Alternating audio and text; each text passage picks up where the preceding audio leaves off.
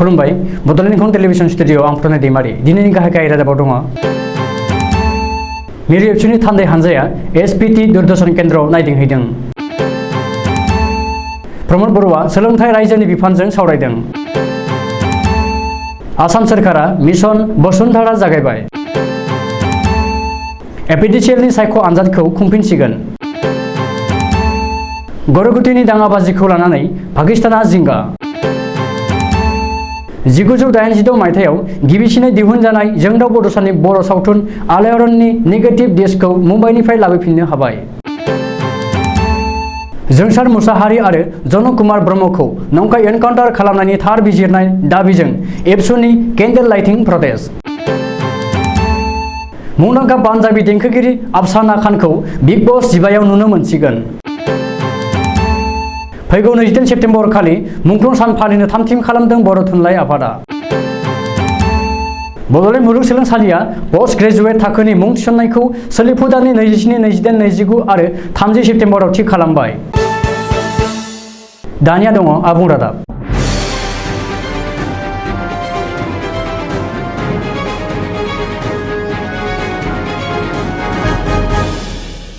मिरु एबसुनि मोनसे थान्दै हानजाया दिनै क'क्राझार जिल्लानि बुटगावआव थानाय एसपीटी दूरदर्शन केन्द्रखौ नायदिंहैदों। बिटिआर ओनसोलनि गंसेल' नायल' जाल' टिभि सेन्टार एसपीटी दूरदर्शन केन्द्रखौ फैगौ बोसोराव बन्द खालामसिगोन होननानै खौरां ओंखारनायनि उनावनो मिरु एबसुनि आफादगिरि दिपेन बर'नि दैदेननायाव एबसुनि मोनसे थान्दै हानजाया दिनै एसपीटी दूरदर्शन केन्द्रआव दावबायना नायदिंहैदों आरो खौरां लाहैदों। बेनि बागै मिरु एबसुनि अफिसियेल फेसबुक पेजआव फोरमायनाय बादिब्ला बर' हारिनि हारिमुखौ बुहुमनि बिखायाव फोसावलांनो थाखाय मिरु एबसुआ थांनाय बोसोरथामनि सिगाङावनो बै समनि भारतनि मिनिस्टार अफ इनफरमेशन एन्ड ब्रडकास्टिंनो गोसोखां बिलाइ गथायदोंमोन। बे लेखायैनो बै समनि भारत नखर मन्त्रि राजनाथ सिंहआ बर'नि मुङैनो आर'नाइ ट्रेनखौ दोननायजों लोगोसे क'क्राझाराव थानाय टिभि चेनेलखौ जौगाखांहोनायनि खोथा होदोंमोन। बबेखानि फैगौ समाव थाबैनो एसपीटी दूरदर्शन केन्द्रखौ जौगाखांहोनो भारतनि minister of information and broadcasting Assam सोरखार आरो बिटिआर सोरखारजों सावरायगोन होननानै दिपेन बर'आ बुंदों। मख'नो गोनांदि एसपीटी दूरदर्शन केन्द्रखौ एबसुआ गोबाव समनिफ्रायनो आबुं टिभि चेनेल खालामनांगौनि थाखायनो दाबि दैखांबोबाय थादों होननानैबो मिरु एबसुनि आफादगिरि मानगोनां मुस्रि दिपेन बर'आ बुङो। बेजों लोगोसेनो एबसुआ बर' हारिनि खौसेथि सिनायथि थामोनथा आरो रैखाथिनि थाखाय अरायसम खामानि मावबोगासिनो आरो मावलांबाय थागोन होननानैबो बुंदों। बिडिसिनि गाहाय प्रमद बर'आ दिनै दिसपुरनि जनता भवनाव आसाम सोरखार आरो बिडिसि सोरखारनि सोलोंथाइ बिफाननि मावख'गिरिमोनजों मोनसे गोनांथार मेलाव बाहागो लायो।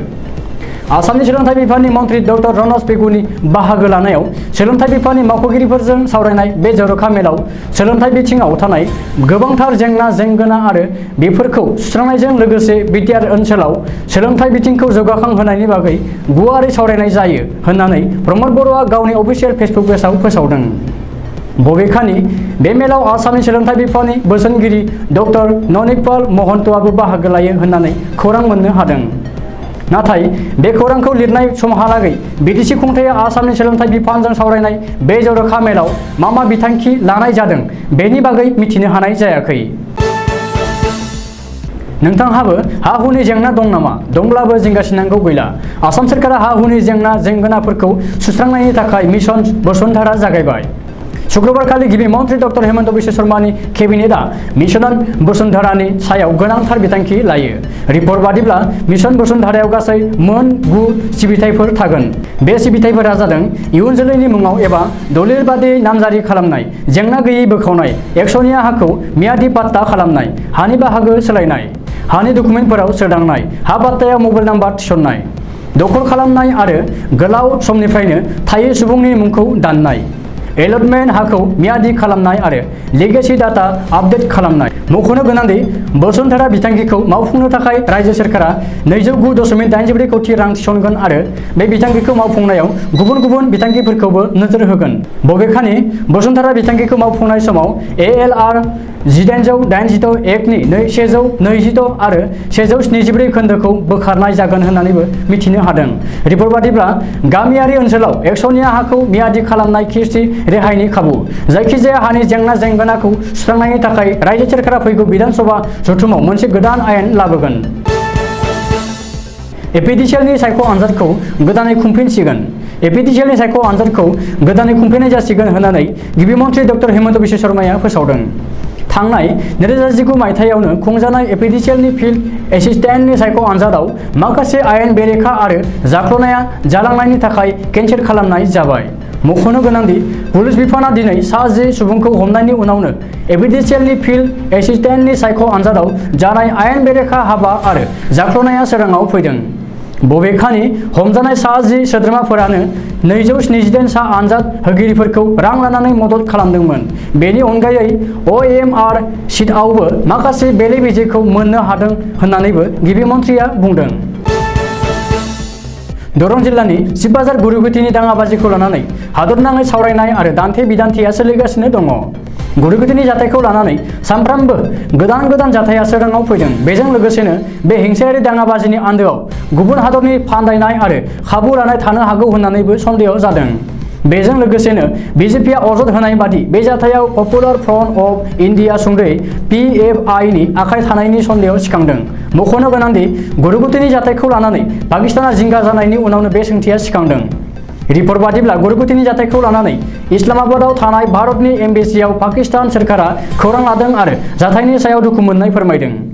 बेजों लोगोसेनो आसामाव सोरखारा मुसलमानफोरखौ टारगेट खालामदों होननानै अजद होदों आरो इयुनाव मुसलमानफोरनि सायाव बेबायदि जाथाया जाहाथे जाबावा बेनि सायाव गोख्रों राहा लानो पाकिस्तान सोरखारा नारसिनदों।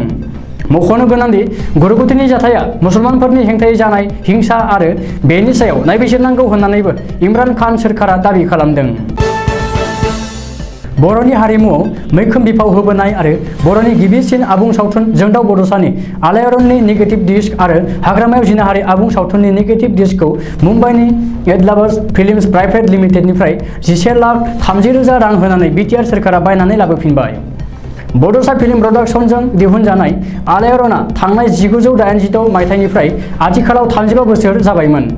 नाथाय गोबां जाहोनाव जोथोन लानो रोङैयाव बे आगोमा सावथुननि संरैखा खालामनाय जायाखैमोन। जाहोनाव गोमालांनायनि लामायाव फैबायमोन। अदेबानि बे सावथुनाव सुलेखा बसुमतारी आरो अरुण नार्जारीमोननि रोजाबनाय माखासे अडिअ' देंखोफोरा दासिमबो जोरनानै दङमोन। बेनि अनगायैबो 1995 मायथाइयाव दिहुनजानाय हाग्रामायाव जिनाहारि सावथुननि नेगेटिभ रोल डिस्कखौबो 26 बोसोर उनाव बोखांफिननो हानाया आथिखालाव बयनिबो गोसोखौ जोबोर गोजोननाय होदों। बे नागिरनाय खामानिखौ आलायारन सावथुननिनो दैदेनगिरि जोंदाव बड'सानि दैदेनजानाय फारियै डक्टर मिहिर सोरां ब्रह्म, मनेस्वर दैमारी आरो गसाइ दैमारीमोनहा मैखोमै नांथाबदोंमोन। आथिखालाव बैफोर गोजाम सावथुन आरो गोजाम देंखोफोरखौ क'क्राझारनि बड'फा कालचारेल कमप्लेक्सआव आर्काइभ खालामनानै दोननाय जागोन। बेनि थाखाय BTR सोरखारा 1 कौटि रांनि रांबावजा थिखानानै दोनखादों। बे बिथिङाव BTRनि गाहाय प्रमद बर'आ खामानियाव नांथाबनाय जोंदाव बड'साजों लोगोसे साफ्रोमखौबो साबायखर होदों। दुलाराय बर' फरायसा आफादा आसामनाङै रुंसारि जोंसार मोसाहारि आरो जनक कुमार ब्रह्मनि थार बिजिरनाय नागिरनानै गं 24निबो बांसिन जिल्लायाव केन्डेल सावनानै प्रटेस्ट खालामदों। जिल्ला दखरा आरो दालाइसा एबसुआ शुक्रबारखालि मोनाबिलियाव फरायसालिमा आरो मुलुगसोलोंसालिफोराव आसाम नाङैनो बोहैथि दाननि थांनाय 18 सेप्तेम्बर 2021 अक्ट' खालारखालि आसाम पुलिसनि आखायाव नंखाय एनकाउन्टारजों जिउ गोमानांनाय रुंसारि जोंसार मोसाहारि आरो जनक कुमार ब्रह्मनि सायाव थार बिजिरनाय नागिरनानै आसाम नाङै गं 24निबो बांसिन जिल्लायावनो केन्डेल एबा आलारि साखि सावदों। रुंसारि जोंसार मोसाहारि आरो जनक कुमार ब्रह्मनि बुथारजानायनि सायाव आसाम सोरखारनिफ्राय दानानै दोनजानाय नायबिजिर कमिटिखौ बरायनानै गुबुननि बिथिङाव आगोलाव जालांनायफोर बायदि जाहाथे कमिटिनि नायबिजिरनाया गोदोहाबनानै थाया बेखौ नोजोर होनानै थाबैनो थार बिजिरनायनि फिथायखौ होनो आसामनि गिबि मन्थ्रि डक्टर हेमन्त बिश्व शर्मा आरो BTRनि गाहाय प्रमद बर'खौ खावलायनानै एबसुनि सुबुं फोनांजाब नेहाथारि दिनेश ब्रह्मआ दाबि खालामदों। तितलियां देंखोजों मुंदांखा जानाय देंखोगिरि आफसाना खाना बिग बस 15आव फैसिगोननि इसारा फोरमायनो नांगोनदि टिभि श'आव थाबैनो नुनो मोनसिगोन मुंदांखा पान्जाबि देंखोगिरि आफसाना खानखौ। मानो होनोब्ला बिग बसआव श' दिन्थिफुंनायनि थाखाय लाबोनाय जासिगोन मुंदांखा देंखोगिरि आफसाना खानखौ। मख'नो गोनांदि ससियेल मिडियानि गेजेरजों रोखायै फोरमायनानै लादों मुंदांखा देंखोगिरि आफसाना खाना गावनो। जाहोनाव बिनि गोबांसा हास्थायगिरिफोरा आफसाना खान फैसिगोननि खौराङाव गोबांथारैनो रंजाखांनाय फोरमायनायाबो सोराङाव फैदों। मोनथिनाय जायोदि बिग बस 15आव मुंदांखा देंखोगिरि आफसाना खाननि एन्ट्रिखौ नायोब्ला आफसाना खाना बिग बस 15नि अफार मोनदों। फैगौ 27 सेप्तेम्बर मंगलबार खालि मुंख्लं सान फालिनो थाम-थिम खालामदों बर' थुनलाइ आफादा। बर' थुनलाइ आफादनि मुंख्लं सानखौ देग्लाय बाक्सु गामियाव खुंनो थाखाय थाम-थिम खालामदों बर' थुनलाइ आफादा। सुलुङाव फोरमायनाय बादिब्ला बर' थुनलाइ आफादनि मुंख्लं सान फालिनाय हाबाफारिजों लोगोसे बेजों लोब्बा लाखिनानै बर' बिजोंनि फायखि जगेन्द्र बसुमतारी बान्थाखौबो होनो थाखाय थियारि खालामदों। फोरमायनो नांगोन दि थांनाय APSC आनजादाव बर' बिजों फरायनानै उथ्रिसार जानो हानाय सरन नार्जारिनो बर' बिजोंनि फायखि जगेन्द्र बसुमतारी बान्थाखौ होनो थाखाय थाम-थिम खालामदों चिरां जिल्ला बियाबनि फोथायफुनजि आफादा। मख'नो गोनांदि बान्था राननाय आरो मुंख्लं सान फालिनाय हाबाफारियावनो गाहाय आलासि महरै हांख्रायनाय जादों बिटिआरनि गाहाय प्रमद बर'खौ। लोगोसेनो सिडलीनि MLA जयन्त बसुमतारी, थुनलाइगिरि पद्मश्री डक्टर मंगल सिंह हाज'वारि, समाज सिबियारि रबिन बर' आरो आजिरा मोननाय SCS अफिसार जितेन बरगयारिमोनखौ बुंथिगिरि आलासि महरै हांख्रायनाय जादों होननानै फोरमायनाय जादों। 2021 मायथाइनि पोस्ट ग्रेजुएट थाखोआव गोदान बिजाथि एबा फरायसाफोरखौ मुं थिसननाय हाबाफारिखौ बड'लेण्ड मुलुगसोलोंसालिया फोसावलाय होबाय। सोलिफु दाननि 27, 28, 29 आरो 30 सेप्तेम्बराव लारियै आयदा लायै आयदा गुबुन गुबुन अक्ट'आव मुं थिसननाय जागोन। बेनिनो जायफोर फरायसाया असमिया, बड', इंलिश बिफानाव मुं थिसननो लादों बिसोरो गिबि सान 27 सेप्तेम्बराव एडमिशन लानांगोन। बेबायदिनो फारियै 27 सेप्तेम्बराव history, economic, education, political science आरो मैथमेटिक्स बिफान, 29 सेप्तेम्बराव botany, physics, chemistry, geology, geography, IT, computer science आरो MCA। बेबायदिनो जोबथा सान 30 सेप्तेम्बराव MCOM, MBA आरो बाय'टेक्न'लजि। जायफोर फरायसा बिजाथिया मुं थिसननो थाखाय साखाफारा जादों बिसोरो गोजौआव होखानाय अक्ट'आव मुलुगसोलोंसालियाव थांनानै गावबा गावनि एडमिशनखौ लानो हागोन। दानिया बोथोरनि खौरां। गाबोन रबिबार खालिनि बड'लेण्डनि बोथोर। भारतनि बोथोर बिगियानख'नि सुलुं बादियै गाबोन रबिबार 22 सेप्तेम्बर खालि बड'लेण्डनि हालामाव अख्राङाव दोमैलु नुनायजों लोगोसे अखा हानाय आरो सान्दुंबो दुंनो हागौ। बड'लेण्डनि आवथायाव थानाय मोनब्रै जिल्लानि बोथोरनि गाबोननि सुलुंफोरा जाबाय फारियै क'क्राझार जिल्ला गाबोन क'क्राझार जिल्लायाव बोथोरा 32 डिग्री सेल्सियास जागोन। चिरां जिल्ला गाबोन चिरां जिल्लायाव बोथोरा 35 डिग्री सेल्सियास जागोन। बाक्सा जिल्ला गाबोन बाक्सा जिल्लायाव बोथोरा 35 डिग्री सेल्सियास जागोन। उदालगुरि जिल्ला गाबोन उदालगुरि जिल्लायावबो बोथोरा 32 डिग्री सेल्सियास जागोन। दिनैनि रादाबा एसेनोसै, गोजोन्थों।